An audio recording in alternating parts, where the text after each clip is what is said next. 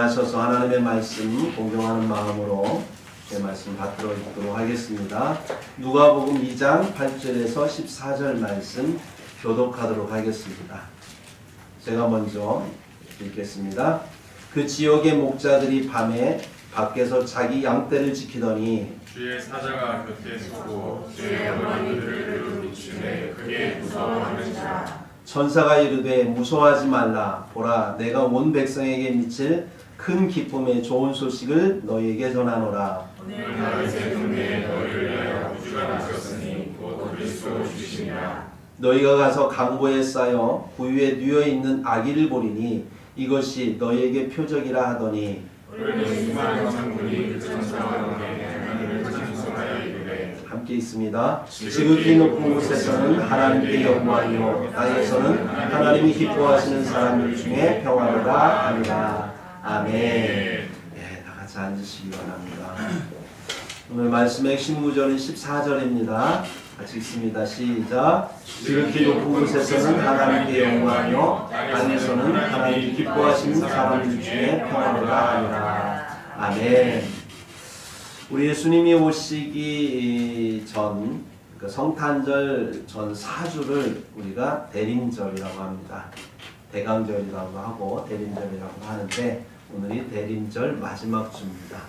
그래서 우리 하나님 앞에 우리가 믿음으로 주 예수 그리스도를 기다리는 그런 주간이므로 우리가 이 시간에 주님의 오심이 어떤 의미가 있는지를 함께 생각하는 시간이 되도록 하겠습니다. 성탄절은 우리 주님께서 오신 날이죠. 우리 주님께서 세상에 평화를 주기 위해서 오셨습니다. 우리 주님이 다스리는 세상은 평화로운 세상입니다.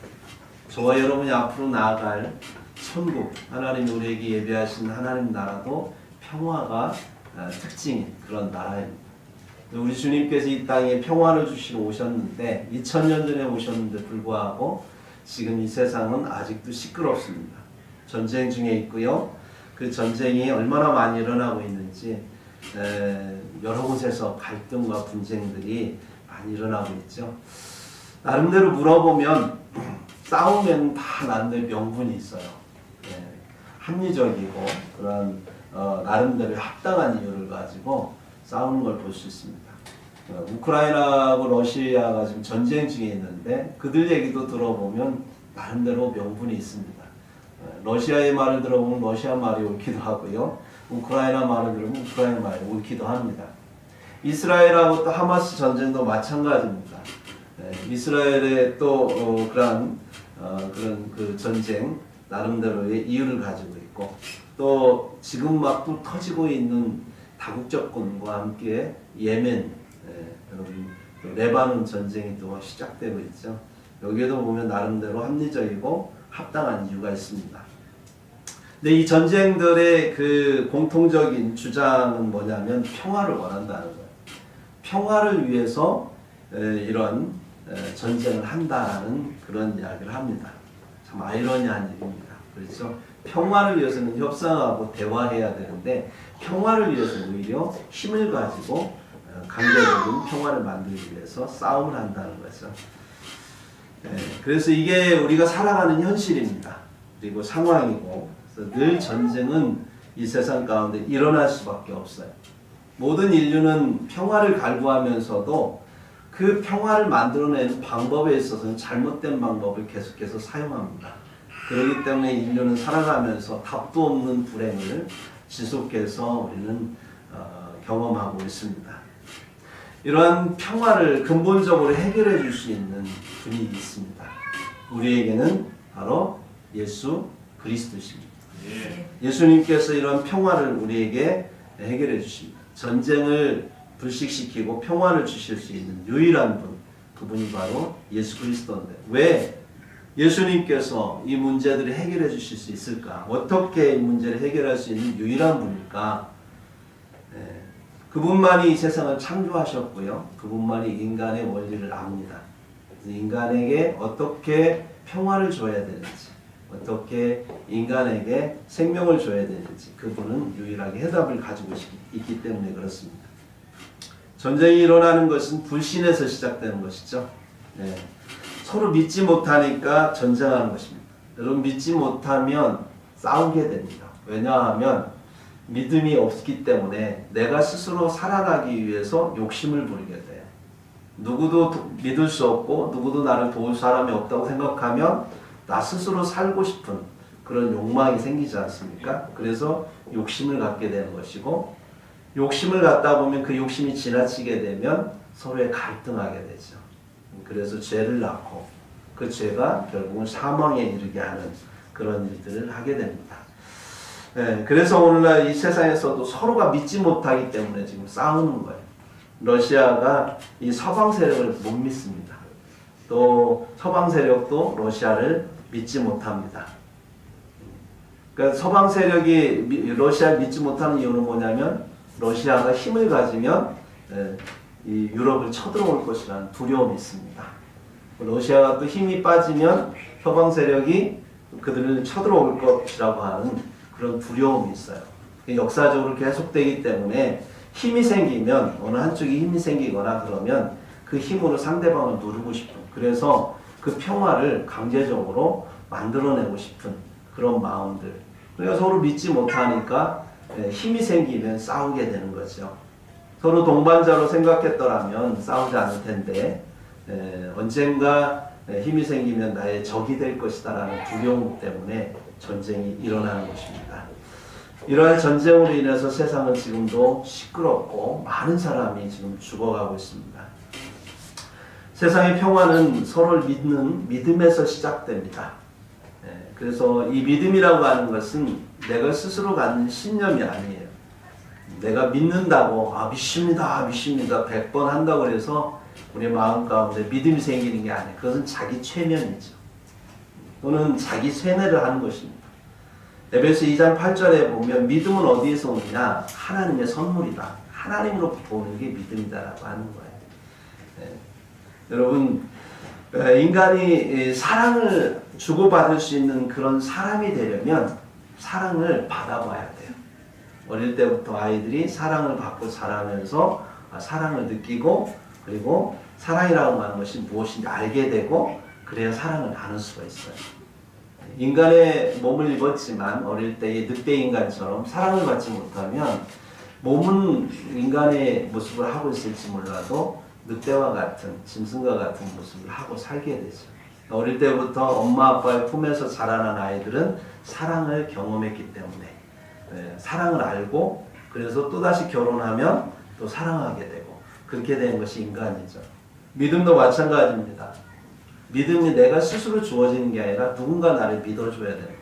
누군가 나를 신뢰할 때 믿음이라는 게 이런 거구나 이런 걸 경험할 때 느끼고 경험할 때 누군가를 또 신뢰할 수 있는 믿음이 생기는 거예요. 하나님이 먼저 우리를 믿어주실 때 우리 안에 믿음이 생기는 겁니다. 부모가 자녀를 믿어줄 때 자녀는 부족하고 연약해도 그 믿음을 먹고 자라서 나중에 세상에 장성한 일꾼이 될 수 있듯이 하나님이 우리를 믿어주실 때 우리가 하나님을 믿음으로 믿음의 성장을 이룰 수 있다라고 하는 것입니다.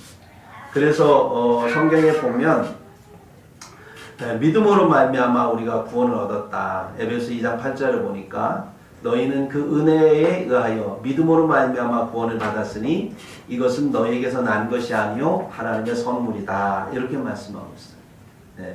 로마서 1장 17절에도 보면 복음에는 하나님의 의가 나타나서 믿음으로 믿음에 이르게 하나님. 믿음으로 믿음에 이른다는 것은 하나님이 우리를 믿어주심으로 우리가 신뢰를 받음으로 그러므로 우리 안에 믿음을 알고 그리고 그 믿음에 이르는 하나님을 신뢰하게 되고 그래서 다른 사람을 신뢰하는 믿음을 갖게 된다라고 하는 것이죠.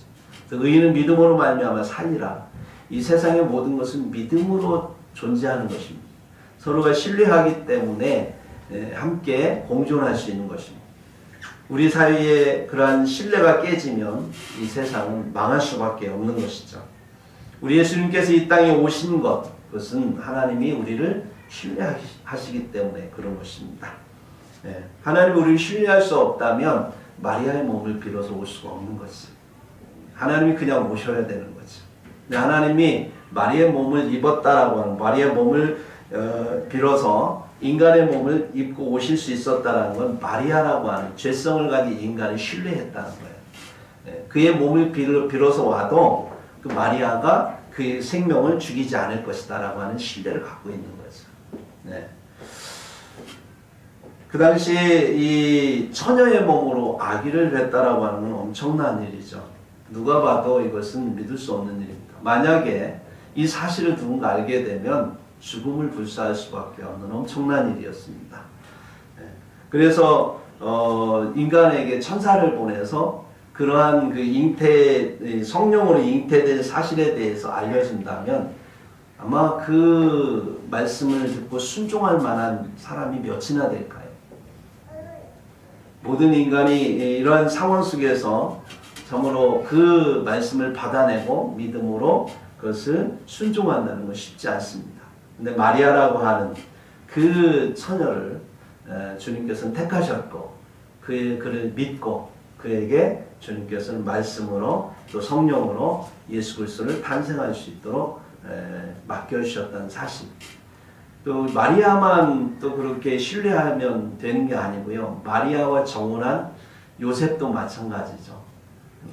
요셉의 입장에서도 참으로 내가 앞으로 결혼할 여자가 갑자기 아기를 뵀다라고 하면 아무리 이게 성령으로 아기를 뵀다고 백날 얘기해도 요셉의 입장에서는 믿을 수 없잖아요. 그에게 믿음이 없고 그가 신실한 그런 사람이 아니라면 마리아를 통해서 또 예수께서 이 땅에 오실 수 없는 거죠. 요셉과 마리아라고 하는 그 사람들을 주님께서는 신뢰하셨습니다. 그들은 그렇게 하나님의 뜻을 이룰 거라고 하는 것을 그 위험을 감수하고도 받을 거다라고 하는 것을 주님께서는 먼저 믿어주셨고 그렇게 찾아와 주셨어요.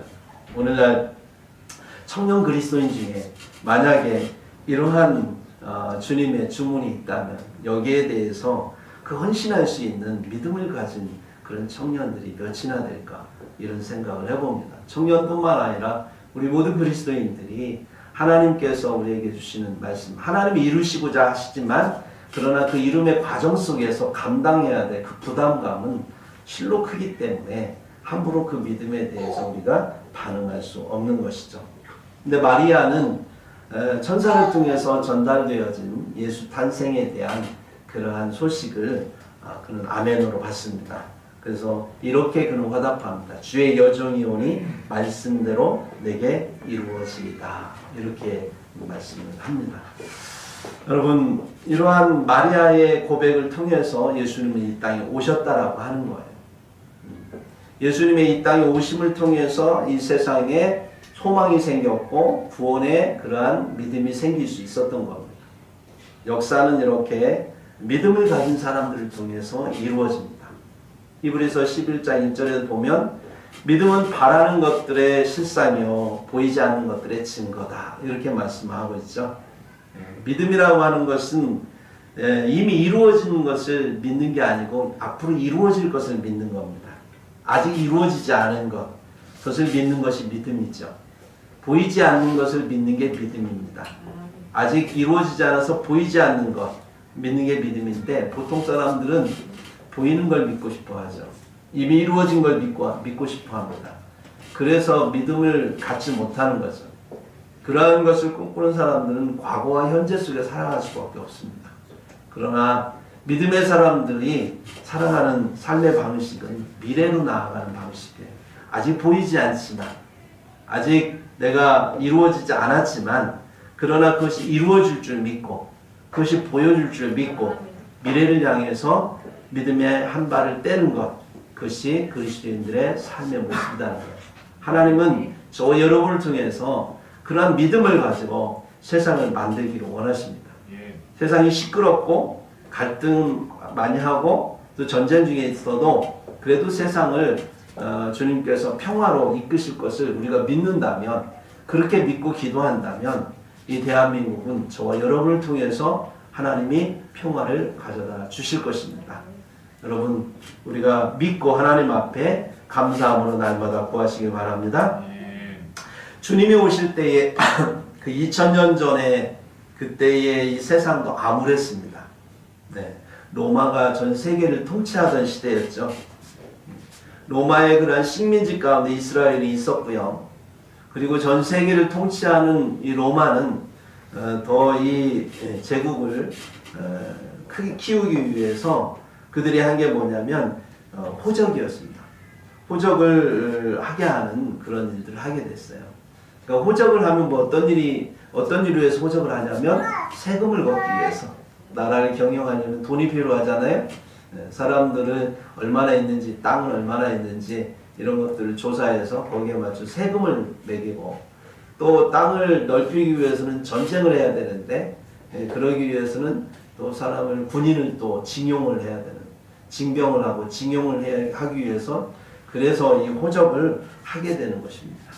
네, 이스라엘 입장에서는 자기 나라를 지키기 위한 것도 아니고 로마를 위해서 해야 되기 때문에 얼마나 백성들이 생각할 때 희망이 없는 그런 세상이었죠. 그래서 예수님께서 오실 때도 낮에 오지 않았습니다. 밤에 오셨어요.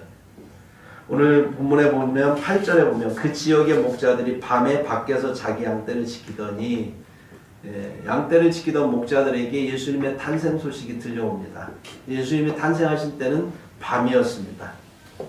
그래서 세상의 밤에 주님께서 오셔서 소망의 별이 되기 위해서 이 땅에 오신 거죠. 예수님이 오심은 우리의 믿음을 주시기 위한 것입니다. 그리고 이 땅에 와서 우리에게 평화를 주시기 위해서 주님은 오셨어요. 그래서 주님이 오셔서 하신 일이 뭐냐면 십자가를 지는 거예요. 여러분, 십자가는 하나님과 우리를 평화롭게 하는, 화평케 하는 도구입니다. 에베소 2장 16절 보니까 십자가로 이 둘을 한 몸으로 하나님과 화목하게 하려 하심이라, 원수된 것을 십자가로 소멸하시고 그랬습니다. 그러니까 죄로 인해서 하나님과 우리 사이에 불신이 생겼어요. 우리가 하나님 앞에서 하나님을 신뢰하지 못하고 하나님을 의심하게 됩니다. 그래서 하나님과 우리 사이에 불화가 생겼고요. 그래서 하나님이 우리를 창조하셔서 우리를 보호하시겠다고 하나님 약속하셨지만 그게 믿어지지 않으니까 사람들은 불안한 거죠. 내 죄 때문에 하나님이 나를 떠나실 것 같고 떠난 것 같으니까 두려운 거죠. 그렇게 공포와 두려움 속에 인간은 살아가게 됩니다. 그래서 이것을 극복하기 위해서 갖게 되는 게 욕심이고, 그 욕심 때문에 죄를 낳고 죄가 사망을 낳는 그러한 상황에 우리에게 이르게 된 것입니다. 그래서 이 평화의 회복에 있어서 근본적으로 해결해야 될 게 뭐냐면 하나님과 나 사이의 회복입니다. 하나님과 나 사이가 회복되어져서 관계가 회복되어질 때 우리 가운데 있는 근저에 깔려있는 두려움, 공포, 불안들이 사라지게 되고, 그 믿음으로 말미암아 하나님이 나와 함께 하신다는 믿음으로 말미암아 우리는 안정감을 가지고 세상 가운데 살아가게 될 수 있는 거죠. 그래서 하나님과 우리 사이를 관계 회복시켜주는 게 뭐냐면 십자가라고 하는 것인데, 어떻게 관계 회복이 되느냐? 십자가는 하나님이 우리를 위해서 목숨을 내어주신 곳이에요. 네. 그러니까 하나님이 우리를 사랑한다라고는 징표입니다. 하나님이 얼마나 내가 너를 사랑하는지 보여주마라고 하는 것이 바로 십자가예요. 내가 목숨을 다해서, 정성을 다해서, 뜻을 다해서, 모든 걸 다해서 내가 너를 사랑한다, 봐라 라고 하면서 내 죄를 대신해서 십자가에 죽으셨다라고 하는 것입니다. 그래서 십자가의 죽음은 하나님이 우리에 대한 자기의 사랑을 확증한 사건이다 라고 로마서 5장 8절에 말씀하고 있습니다. 그래서 주님의 그 희생, 십자가 희생, 그것을 통해서 우리는 사랑이 뭔지를 경험해요. 그리고 사랑을 통해서 우리는 하나님을 신뢰하게 됩니다. 하나님을 신뢰하고 그 믿음으로 우리는 하나님과 우리 사이에 평화로운 관계를 회복하는 거지.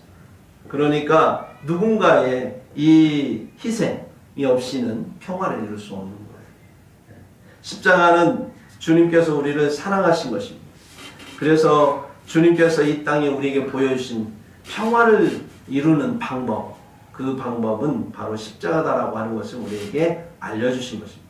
세상은요, 억지로 평화를 이루기 위해서, 그래서 자신의 힘을 가지고 세상에 과시하고 그것으로 평화를 만들어가려고 하지만, 주님은 힘 있는 자지만 그러나 그 힘을 자기 희생을 통해서 우리에게 사랑을 보여주셨습니다.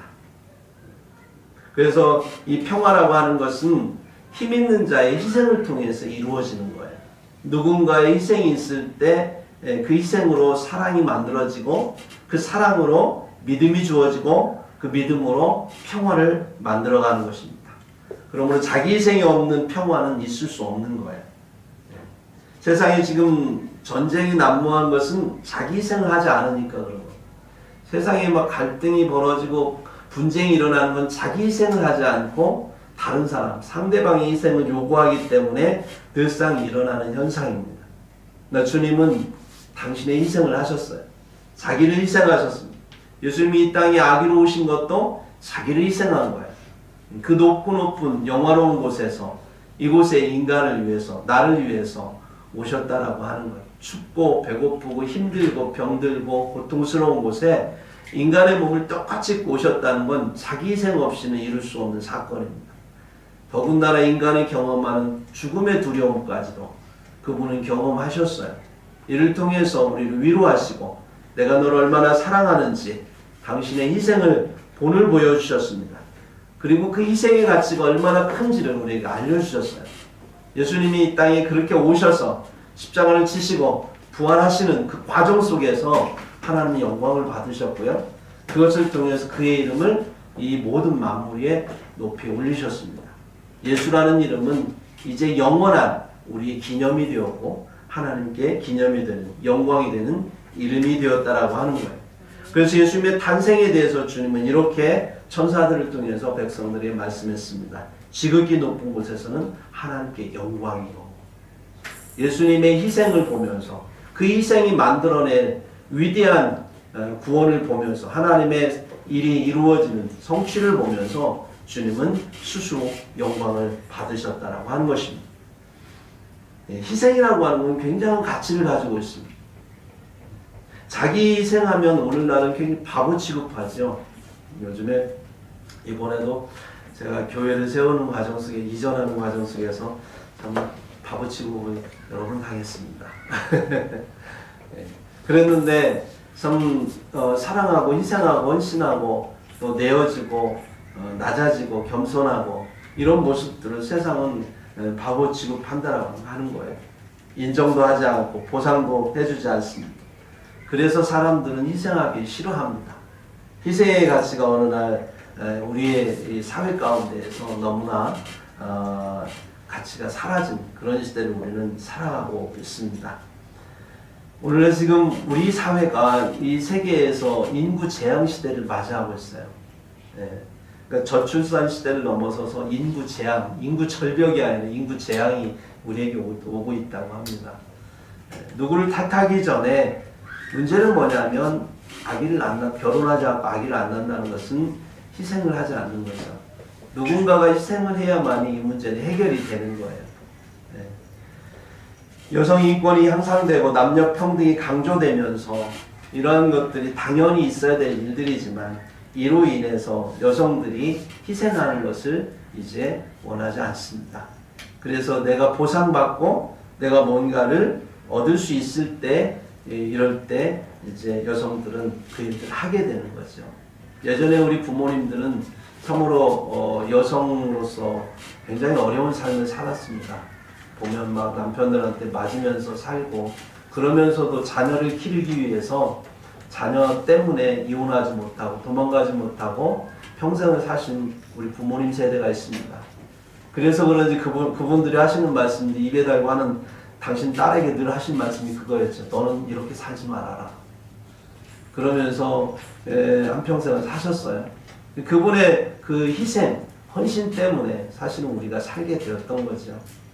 근데 그 말씀 덕분인지 몰라도 그래서 딸들이 희생하지 않고 헌신하지 않고 그렇게 살지 않으려고 하다 보니까 지금 세상에 인구 절벽 시대가 온 거예요. 여성 인권이 향상돼야 됩니다. 남녀 평등이 이루어져야 되고요. 당연히 해야 될 일입니다. 그러나 인류를 보존하고 우리가 우리의 후손들의 미래를 보존하고 우리의 노후를 우리가 보장받기 위해서는 젊을 때에 우리 젊은이들이 그런 부분에 대해서 깊이 생각을 해야 될 때입니다. 왜 내가 희생을 해야 돼? 왜 나만 가지고 그래? 이게 아니라 어떻게 해야 우리 미래를 함께 살릴 수 있을까? 어떻게 이 사회를 미래의 희망을 줄 수 있을까? 나의 노후에 대해서도 공동체의 미래에 대해서 함께 생각하고 고민하고 희생하는 그러한 가치를 우리가 함께 할 때에 우리에게 미래가 있는 것이죠. 언제나 세상은 희망은 우리의 희생을 먹고 살아갑니다. 희생 없이는 아무것도 이루어질 수 없습니다. 우리가 살아가는 이 사회 어느 순간에도 희생이 없이 우리가 이 땅을 이룰 수 없습니다. 희생해야 할 의미와 가치를 우리가 발견할 때 우리는 그 희생으로 말미암아 우리 사회가 경제가 발전하고 또 사회가 발전하는 그러한 일이 있을 수 있다라고 하는 것이죠.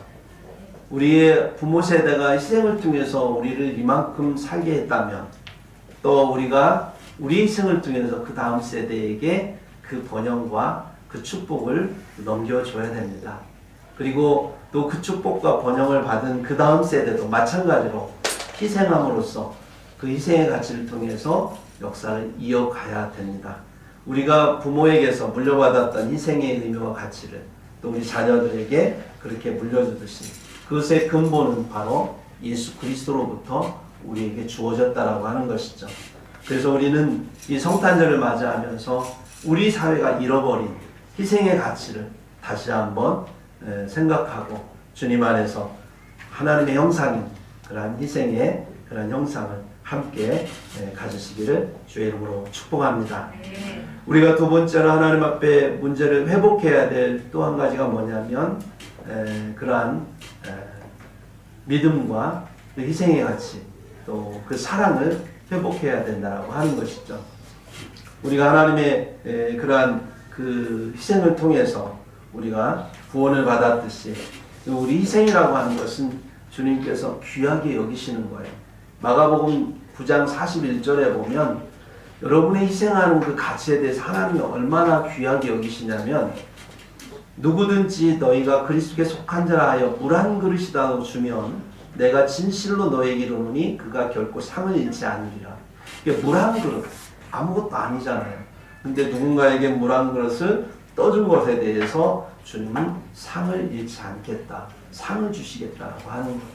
여러분들이 이 땅에 살아가면서 누군가를 섬기고 그를 위해서 희생하고 했던 모든 것에 대한 가치를 하나님은 다 하늘나라에 기억하고 영원히 그것을 기억하신다라고 하는 것입니다.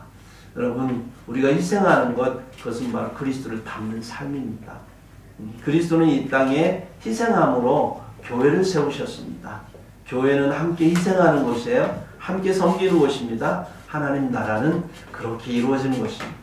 우리가 앞으로 주님께서 예비하신 하나님 나라에 갈 때도 그 나라에서 그 하나됨을 경험하고 그 행복을 경험하고 그 나라의 축복을 경험하기 위해서는 이 땅에서 함께 희생함으로 하나됨을 경험하고 서로 생명을 살리는 일을 경험한 자들만이 하나님 나라에 갈 수 있다라고 하는 것입니다. 여러분 이 세상은요 희생의 가치를 통해서 창조하셨습니다. 하와가 창조될 때에 누구의 뼈를 가지고 누구의 희생을 가지고 하와가 만들어졌죠? 아담이잖아. 아담이 갈비뼈를 희생했습니다. 그래서 하와가 만들어진 거예요. 네. 인류가 땅에 번성하고 이렇게 충만하게 되기까지는 부모들의 희생이 있었던 거죠. 또 인류가 멸망을 당할 수 있는 상황 속에서 홍수로 멸망당할 수 있는 상황 속에서 노아의 가족의 희생이 있었습니다. 120년 동안 정말 그 비난과 조롱을 받으면서 방주를 짓는다는 건 쉽지 않은 일입니다. 여러분 우리의 구원을 위해서도 주님은 십자가를 지시고 희생하셨다라고 하는 거예요. 희생은 생명을 살리는 에너지입니다. 희생이 그 어떤 것보다도 숭고한 가치가 있다는 것을 하나님은 우리에게 말씀하십니다. 희생할 줄 아는 자가 성숙해지는 거고요. 또 그 나라의 열매를 맺는 거고요. 희생할 줄 아는 자가 아비의 신앙을 가진 것입니다. 하나님은 우리에게 희생을 가르쳐 주기 위해서 오셨습니다.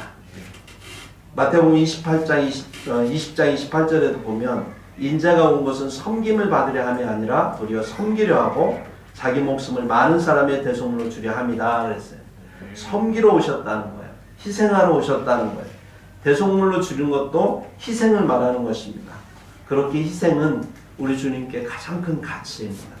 그러나 우리 믿는 사람들이 그러한 희생의 가치를 어느 순간 잃어버렸고 교회 안에서 서로 섬기고 사랑하는 것이 얼마나 귀한 가치인가를 우리가 되새기지 않았기 때문에 오늘날 교회가 희생을 잃어버렸고 서로 섬김을 잃어버렸고 갈등과 그러한 분쟁 가운데 한국 교회가 놓여 있었던 것을 봅니다. 이제 우리는 회복해야 됩니다. 우리 교회가 회복해야 됩니다. 삶이 되는 교회를 통해서 말씀이 삶이 되는 교회를 통해서 그리스도의 형상을 회복해야 됩니다. 그러기 위해서 저 여러분이 예수님의 탄생을 맞이하면서 우리 안에 믿음을 회복하기를 소망합니다. 희생의 가치를 회복하기를 소망합니다. 네, 그러므로 우리가 성탄절을 함께 기쁘게 주 예수 그리스도 맞이하는 저와 여러분이 되기를 우리 주 예수 그리스도의 이름으로 축복합니다. 아멘. 기도하겠습니다. 존귀하시고 거룩하신 아버지 하나님 감사합니다. 오늘 시간 하나님 앞에 나아갑니다. 사랑하는 아버지 하나님, 우리 주께서 이 땅에 오신 그 모습들을 바라보면 얼마나 우리를 위해서 모든 것을 내어주시고 희생하셨는지 그 사랑을 받은 우리들이 이렇게 삶이 되는 교회를 이루게 되었습니다. 하나님 아버지, 우리 마음 가운데 주님을 닮아가는 믿음으로 서로 함께 사랑하며 섬기며 희생하며 세워가는 아름다운 교회가 될 수 있도록 복을 내려 주옵소서. 우리 성도들의 가정에도 서로 희생함으로 아름다운 생명이 움트게 하시고 또 날마다 번성하게 하시고 행복한 가정들이 될 수 있도록 우리 성도들의 가정도 축복하여 주시옵소서. 그래서 가정과 교회가 주님의 섬김으로 주님의 희생으로 함께 풍성하게 넘칠 때 그러한 경험을 통해서 세상을 밝히고 세상을 세워가는 우리 그리스도인들이 되도록 축복하여 주옵소서. 감사드리며 우리 주 예수 그리스도의 이름으로 간절히 기도하옵나이다. 아멘.